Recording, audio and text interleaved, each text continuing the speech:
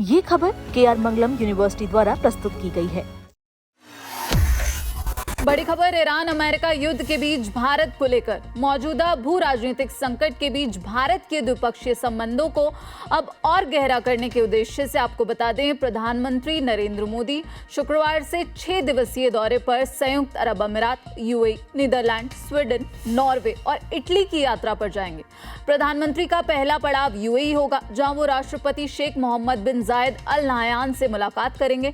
इस मुलाकात का उद्देश्य द्विपक्षीय व्यापक रणनीतिक साझेदारी को आगे बढ़ाना और साथ ही पश्चिम एशिया संघर्ष पर विचारों का आदान प्रदान करना है।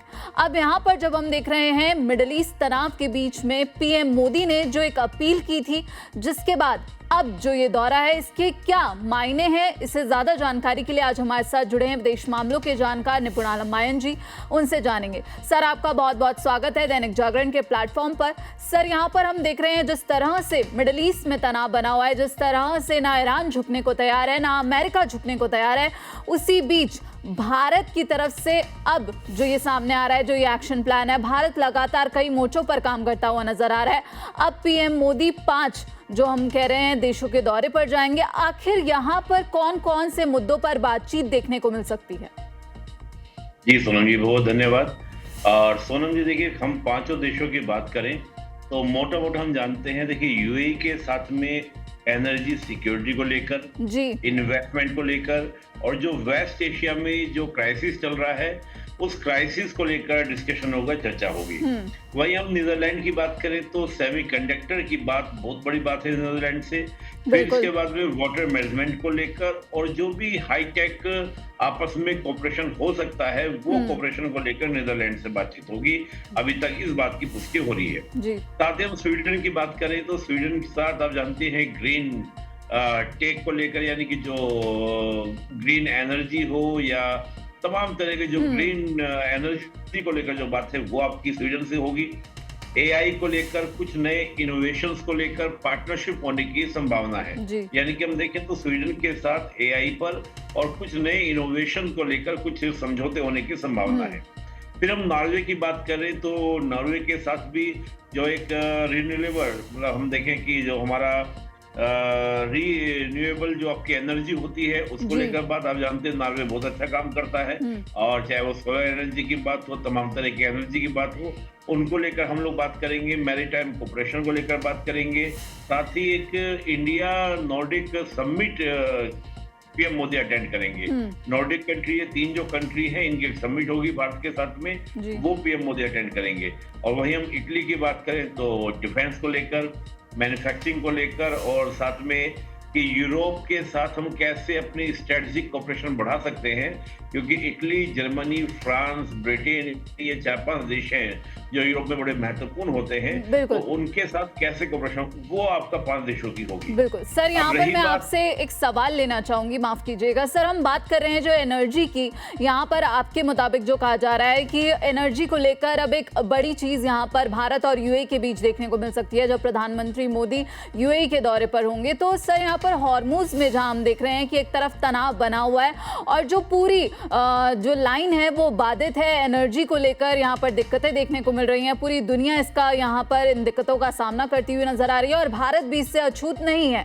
लेकिन यहाँ पर भारत लगातार कई मोर्चों के साथ आगे बढ़ रहा है, भारत कई देशों के साथ समझौते कर रहा है। हमने देखा कि भारत डाइवर्सिफिकेशन कर रहा है, विविधीकरण कर रहा है। अब यहाँ पर भारत और यूएई के बीच कौन सी क्या कोई डील देखने को मिल सकती है? क्या भारत और यूएई के बीच कोई समझौता देखने को मिल सकता है, वो भी ऐसे दौर में जब पीएम मोदी की अपील जो उन्होंने देशवासियों से की कि गोल्ड अभी मत खरीदिए, डेस्टिनेशन वेडिंग मत कीजिए, और कई तरह की अपील उन्होंने की है। और हॉर्मुज में हमने देखा जो हमले लगातार हुए, उसका भी भारत ने विरोध किया था। देखिए, क्या है कि यूएई, ये जो कंट्री गल्फ एशिया, गल्फ हमारा पड़ता है, यानी कि जो वेस्ट एशिया पड़ता है, हमारी सबसे ज्यादा जो एनर्जी की आपूर्ति है वो यहीं से आपकी होती है, चाहे वो तेल को लेकर हो, गैसेस को लेकर हो। तो यूएई इसमें एक बड़ा पार्टनर बन सकता है। और आप जानती हैं कि यूएई जो है ओपेक से बाहर हो गया है। अब ओपेक से बाहर हो गया है, इसका मतलब ये है कि यूएई को भी अब नए पार्टनर चाहिए। और यूएई अपनी विदेश नीति को या ऊर्जा की नीति को लेकर अलग तरीके से लेकर चलने का प्रयास कर रहा है। जी। तो भारत ने इसको एक अवसर के रूप में लिया कि यूएई के साथ अगर हम अपना कोऑपरेशन बढ़ाते हैं, हालांकि आप जानती होंगी कि यूएई के साथ भारत के बहुत अच्छे रिलेशंस हैं, चाहे हम लोग एनर्जी की बात करें, चाहे हम लोग कल्चरली बात करें, तमाम तरह की आप बात करेंगे तो आपको यूएई के साथ में अच्छे संबंध। दूसरी बात क्या है कि यूएई लगातार अपने आप को मॉडरेट कर रहा है, यानी कि जो एक पुरानी उसकी आइडेंटिटी रही है उससे बाहर निकलने का प्रयास कर रहा है। तो उस आइडेंटिटी को लेकर भी तो मैं मानकर चल रहा हूं कि भारत ने बहुत अच्छा मूव किया है कि यूएई नए पार्टनर की खोज कर रहा है। ऐसे में अगर यूएई के साथ हमारी एनर्जी सिक्योरिटी को लेकर बात होती है तो मुझे लगता है कि जो पीएम मोदी ने अपील की थी उसमें हमको राहत मिलेगी डेफिनेटली, और यूएई के साथ एक अच्छे कोऑपरेशन हमको देखने को मिलेंगे। बिल्कुल। और सर ये भी कहा जा रहा था जब ओपेक से यूएई ने बाहर होने का फैसला किया तो इससे भारत को फायदा देखने को मिल सकता है, तो यहाँ पर भारत को कैसे फायदा मिलता हुआ नजर आएगा? देखिए क्या था सोनम, जब ओपेक कंट्रीज की हम बात करते हैं तो ओपेक के सब देश बैठकर अपनी पॉलिसीज बनाते थे। जी। उसमें क्या होता था कि जैसे मान लीजिए अगर तेल के रेट कम हो रहे हैं तो ये अपना प्रोडक्शन बंद कर देते थे ओपेक के सारे देश। जी। अब जैसे ही प्रोडक्शन बंद करते थे तो हमारे यहाँ पर क्या चीजें कॉस्टली हो जाती थी, लेकिन अब यूएई ओपेक के साथ बाध्य नहीं है। यूएई अपने अकॉर्डिंग प्रोडक्शन करेगा।